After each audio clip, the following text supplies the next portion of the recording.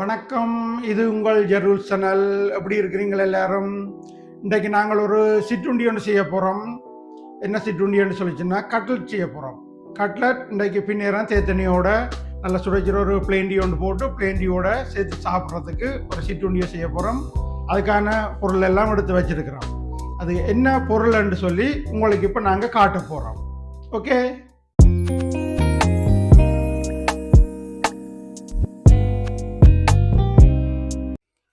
Okay, இப்போ இதில் நாங்கள் என்னென்ன எடுத்து வச்சிருக்கிறோம்னு சொல்லி சொன்னால் அதுக்கு தேவையான முக்கியமான சாமான் டின் ஃபிஷ். அதை எடுத்து வச்சிருக்கிறோம். இந்த இருக்குது, இந்த டின் ஃபிஷ் தான். ஜெக் மெக்ரல். அடுத்ததாக உருளைக்கிழங்கு எடுத்து வச்சிருக்கிறோம். அடுத்தது வெங்காயம் இருக்குது, வெட்டின பச்சை மிளகாய் இருக்குது, இதில் உப்பும் மிளகும் இருக்குது, எண்ணெய் இருக்குது, தூள் இருக்குது.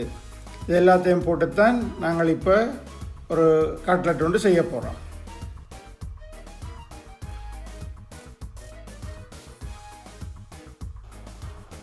இப்போ உருளைக்கிழங்கு அவிஞ்சு கொண்டு இருக்குது.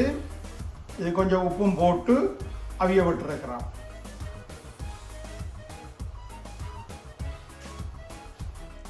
இதில் முக்கியமான விஷயம் ஒன்று மறந்து போனோம். உருளைக்கிழங்கு அவிய வச்ச பிறகு தான் ஞாபகம் வந்தது. அதில் முக்கியமாக ரஸ் தூள் வேணும். ரக்ஸ் இல்லை, ரஸ் தூள் வேணும். உச்சரிப்புகள் படைச்சா கோவிச்சு கொள்ளக்கூட மன்னிச்சு கொள்ளுவோம். அடுத்தது முட்டை இருக்குது. இந்த முட்டையும் எடுத்து வச்சிருக்கிறோம். முட்டையும் வேணும், ஏனென்றால் அதில் தான் அது துவைக்க வேணும். துவைச்சி உருட்டி நாங்கள் பொரிக்க வேணும். அதையும் எடுத்து வச்சு கிடக்கு. ஓகே, இப்போ நாங்கள் இனி இதுகளை குழைச்சி செய்கிறதுக்கு ஆரம்பிப்போம். ஓகே, இப்போ உருளைக்கிழங்கு அவிஞ்சு முடிஞ்சுது. நாங்கள் இதை எடுத்து தண்ணி எல்லாத்தையும் ஊற்றி ஆற வச்சு போட்டு அதுக்கு பிறகு அந்த இதுகளெல்லாம் தாளிச்சிட்டு நாங்கள் ஒன்றா சேர்த்து குழச்சி மிக்ஸ் பண்ணுவோம். இப்போ கட்லட் எல்லாம் உருட்டி முடிஞ்சுது. இப்போ உருண்டையெல்லாம் செய்தாச்சு. இனி நாங்கள் இதை எடுத்து பொரிக்க வேணும். பொரிக்கிறதுக்கு பிறகு தான் முக்கியமான வேலை ஒன்று இருக்குது. அது என்னன்றதை நான் பிறகு சொல்கிறேன். இப்போ நாங்கள் சட்டியை வச்சு எண்ணெய் கொஞ்சம் கொதிக்க விட போகிறோம். அது என்னத்துக்குன்னு சொல்லி சொன்னால் நாங்கள் தாளிக்கிறதுக்கு தாளித்து போட்டால் தான் கொஞ்சம் டேஸ்ட்டாக இருக்கும். அதனால் இப்போ எண்ணெயை கொதிக்க வச்சுருக்கிறோம். இப்போ பெருஞ்சீரகமும் கடுகும் கொஞ்சம் போடுறோம். அதுக்குள்ள அதோடு சேர்த்து கொஞ்சம் கருவேப்பிலையும் போடுறோம்.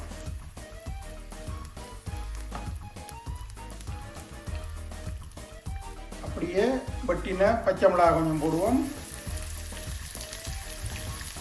அதோடு சேர்த்து கொஞ்சம் பிராண்டிட்டு கிளறிட்டு கொஞ்சம் பச்சை மிளகாய் வதங்கின பிறகு வெங்காயத்தை போட போகிறோம். எது சொன்னால் மிளகாய் கொஞ்சம் பச்சைத்தன்மையாக இருந்ததுன்னு சொன்னால் அது கடிபடையக்கு சரியான உரப்பு நாக்கி போடும். அதில் கொஞ்சம் வதங்கினா தான் கொஞ்சம் டேஸ்ட்டாக இருக்கும். அதுக்கு பிறகு வெங்காயத்தை போட்டு ஒரு கொஞ்சம் வதக்குவோம். இப்போ வெங்காயமங்களை வதங்கிக்க நாங்கள் உருளைக்கிழங்க நசிச்சு அதை பதத்துக்கு எடுப்போம்.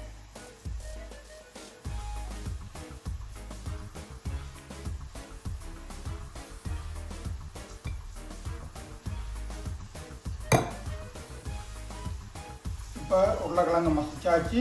அது ஆக களியாக மசிக்காமல் கொஞ்சம் இடையில கடிபடுற மாதிரி விட்டால் நல்லாயிருக்கும். கட்லட்டுக்கு இடைக்கிற கடிபடைக்கு நல்லா இருக்கும். ஓகே, இப்போ தாளிச்சாச்சு. இப்போ தாளித்ததை நாங்கள் இதுக்குள்ளே போட்டு மிக்ஸ் பண்ணுவோம்.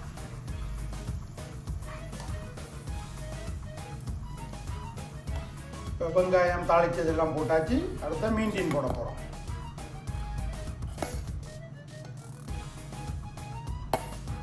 இப்போ நாங்கள் கொஞ்சம் மிளகு தூள் போடுவோம். அதுக்கு பிறகு கொஞ்சம் உப்பு போடுவோம். அதுக்கு பிறகு கொஞ்சம் தூள் போடுவோம்.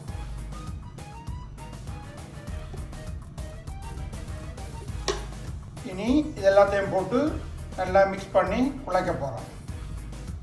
ஓகே, இப்போ நாங்கள் எல்லாம் மிக்ஸ் பண்ணி குழைச்சாச்சு. அடுத்ததாக இதை உருண்டையாக பிடிச்சி வைக்க போகிறோம். இப்போ மிக்ஸ் பண்ணினதை நாங்கள் உருண்டையாக எடுத்து வச்சுருக்கிறோம். அதோட இதில் முட்டையும் 2 வச்சுருக்கிறோம், ரஸ் தூளும் வச்சுருக்கிறோம்.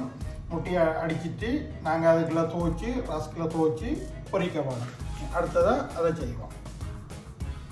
இப்போ நாங்கள் எல்லாரும் உருட்டி வச்சுட்டோம். இனி இதை எடுத்து நாங்கள் முட்டையில் துவைச்சிட்டு ரஸ் தூள்லையும் துவைச்சிட்டு இதில் வைக்க போகிறோம்.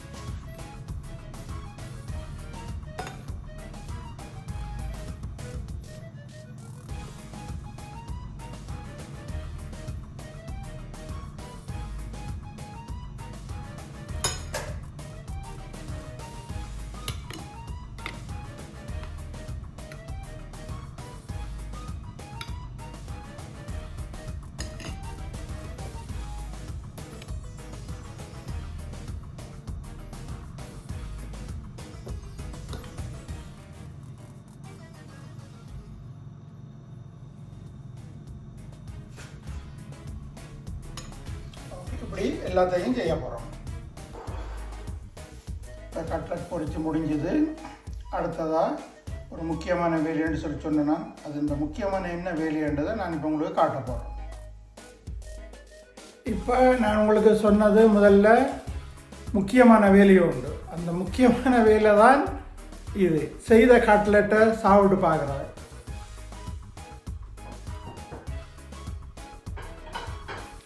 நல்லா இருக்குது, நல்ல டேஸ்ட்டாக இருக்குது. கணக்கான உரைப்பு உப்பு எல்லாம் கணக்காக இருக்குது.